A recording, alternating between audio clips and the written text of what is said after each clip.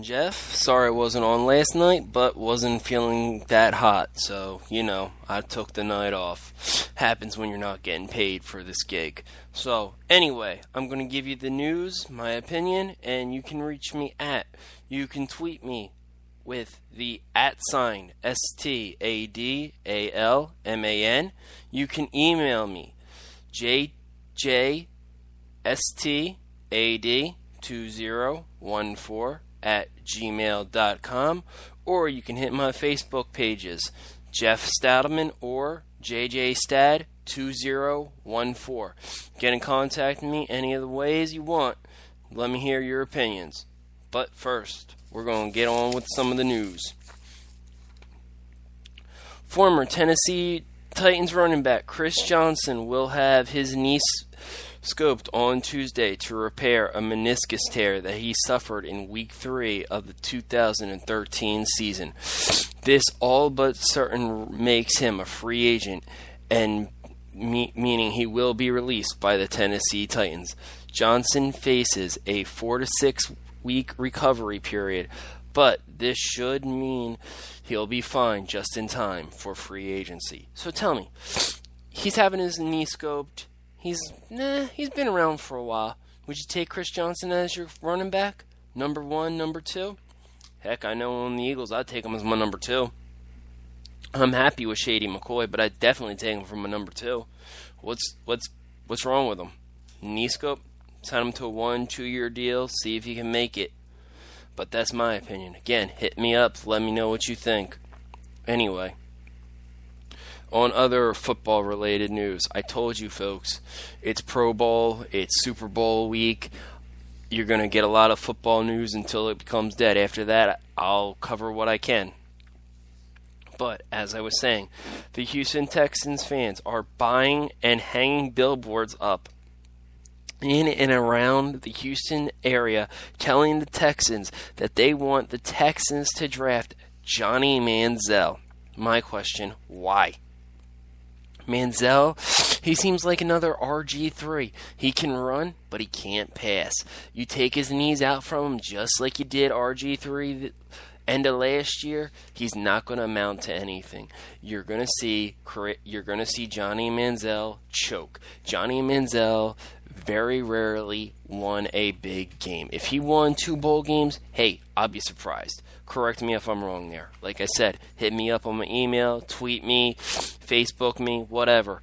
But correct me if I'm wrong. But I just don't see Johnny Manziel being a Joe Montana, Steve Young, Drew Bledsoe, Tom Brady type guy. Maybe, I'm not saying he's a Charlie Ward, Rodney Peete guy, but he's somewhere lower ranks. He's not even mid-class to me. He's a waste of a draft pick. But everybody's praising him. All these experts are saying he's the number 1 quarterback in the draft. He's this, he's that. He's so great. I'm sorry, from the games that I saw from Texas A&M, he is a Deion Sanders quarterback. He's a cocky SOB who, when you take his knees out from him, you break his leg, you make him go through surgery, he's not going to do a damn thing. But that's my opinion. Let me know what you think. Hit me up. Contact me. In more NFL news, the Baltimore Ravens have announced the hiring of Gary Kubiak as their offensive coordinator. Will this help either side, or will this hurt either side? To me, I think it'll help Kubiak get his name back out there. I think he needs to rebuild his reputation after having his team crumble under him this past season. Baltimore, I don't know how it's going to hurt them. I mean, I just don't know, because they don't have the wide receiver that Charles Johnson was in Tennessee and Houston. They don't have the number 1 wide receiver in Baltimore that they did in Tennessee. And without that, I just don't see it helping Baltimore as much. Now, I could be wrong, and I hope I am wrong, because I want to see the Ravens back in the Super Bowl. I want to see the I don't want to see San Francisco in the Super Bowl. If I had to pick a Harbaugh, I want Baltimore's Jim Harbaugh to win. I can't stand John Harbaugh. I can't stand the 49ers. I think they're a cocky bunch of players. I think that is a disgrace to what that organization used to be. But to me, I hope this works out for the Ravens. I hope this works out for Kubiak. And I think in a way it will. I think it'll help both of them as long as Baltimore can redraft a number 1 wide receiver. Tell me what you think. Hey, if I'm wrong, and I'm wrong, but hey, let's see what you think. Hit me up, tweet me, Facebook me, whatever. Just give me your opinion. This is one I had to laugh at, but I also had to bring it up. If the Broncos win the Super Bowl on Sunday, their safety, Mike Adams, plans to walk along Route 3 to his former home in Paterson, New Jersey, with his helmet and pads on. This is a 12-mile hike from MetLife Stadium to his former home in Paterson, New Jersey. Is this the big story to see the Broncos win the Super Bowl? Or is it the bigger story to see if Peyton Manning can get that number 2 ring just like his younger brother Eli? Or do you just not care about the Broncos and you want to see the Seahawks win? Honestly, I want to see the Broncos win just for these two stories. Between Patterson and Peyton Manning, I want to see the Broncos win. And if Patterson actually does what he says he's going to do and walks the entire 12 miles, I want to see it on the news. I want to see it on the internet. I want to see him actually do it. But that's my opinion. I mean, tell me what you think. I'm here to argue with you. I'm here to talk to you. Let's do this, but you got to hit me up. And other NFL news, and like I said, the NFL is coming to a close, so I'm going to be hitting up a lot of NFL news as it comes along. And if you want something else, let me know, but I'm going to hit up the NFL as long as I can, and this is pretty much towards the end of the NFL season. But as I was about to say, in earlier NFL news, today Cleveland Browns received permission to interview the Buffalo Bills linebacking coach Jim O'Neill for their defensive coordinator position. Would you want the defensive coordinator position of the Browns? I mean, the Bills do not expect O'Neill back. They expect him to take the position. But honestly, would you really want to be on a coaching staff that, I mean, they hired a coaching staff last year that lasted 1 year. Would you really want to take your career and go back with a new coaching staff and take a chance for 1 year if it doesn't go right, that they're going to turn around and say, you know what, we don't like you. Our players complain you're too rough on them. We have a bunch of pretty boys here. We're going to cry. We're going to whine. We're going to get rid of you. So adios.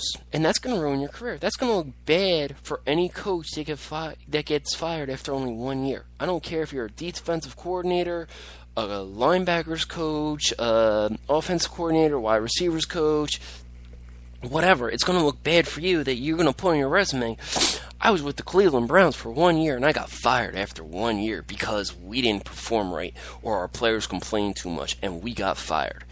I mean, to me, it just doesn't make sense. I don't think I would take it. I think I would stay with the Buffalo Bills. But hey, that's my opinion. Let me know what you think. Hit me up. I just don't see it making sense. I would definitely stay with the Bills. Try to become maybe their offensive coordinator. Stick around there for a few more years. Build your reputation, and then maybe something better will come along. I'm not saying you're going to get, this man's going to get the Baltimore Ravens or the Seattle Seahawks or, you know, a team that's going to the playoffs, but something better than the Cleveland Browns. Come on. I mean, the Cleveland Browns are almost as bad as the Jacksonville Jaguars. I mean, those two teams are basically what you rub off the bottom of your shoe in the NFL. I mean, everybody says it. They joke about the two teams, but that's my opinion. Anyway, Well, NFL fans, I have two more reasons I believe Commissioner Goodell should leave, and they need to get rid of him, if not now, as soon as possible. One, he was considering canceling this year and any other Pro Bowl because it was too expensive and the players weren't performing, and he thought Hawaii didn't deserve the Pro Bowl. I mean, come on now. It's an all-star game. That's like telling the NHL, the Major League Baseball, and the NBA leagues, you know what? We're not going to play our all-star game anymore. It's too expensive. Wah, get over it. You know what? It's a chance for the fans to have some fun. The only reason they're going to consider even having another Pro Bowl is because this year's Pro Bowl drew better ratings than any of the other Pro Bowls because it was a fantasy draft type instead of NFC versus AFC, which drew a lot of interest compared to the old format. But I mean, that's one of the reasons I think that Goodell needs to be gone. But here's another new one.